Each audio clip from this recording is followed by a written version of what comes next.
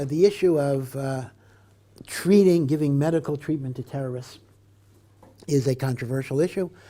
Sometimes you're giving treatment to a terrorist and you're not treating a Jewish patient who comes in. I heard the following b'shem Rav Chaim Kanievsky. I don't know if it's true, and I have doubts that it's true.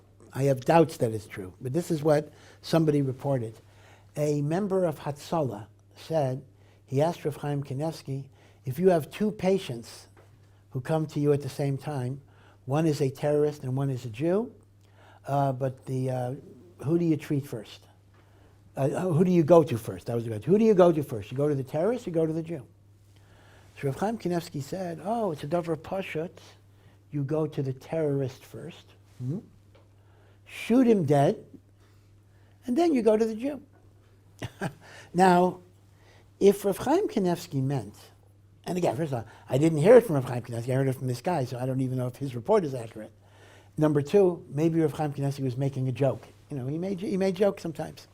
But if it's serious, if he is saying you can kill a terrorist who comes to you for medical treatment, I think halachically that's a very, very difficult proposition, because here's the thing.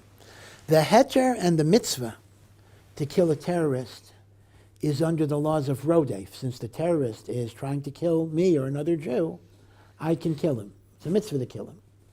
Once a terrorist is arrested, once he's immobilized, once he is no longer posing an active threat, he's no longer a Rodef.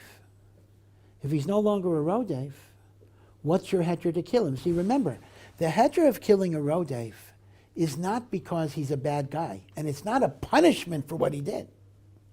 It's a preventative measure, so he's not going to inflict future harm. To punish him for what he did, you would have to have a beis din or a court. Now, there's a vigilante can't just kill a guy for what he did. So I think it's very, very schwer to say there's a heter to directly kill a terrorist that's in custody.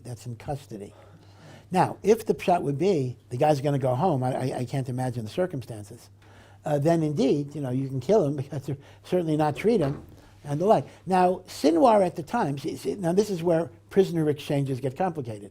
Sinwar at the time was serving a life sentence. 4 life sentences.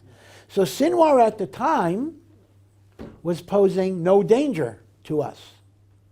As a result, we couldn't kill him. And according to some, there would even be an inyan to give him medical treatment once he's not a sakana. Problem is that Israel has prisoner exchanges or hostage exchanges.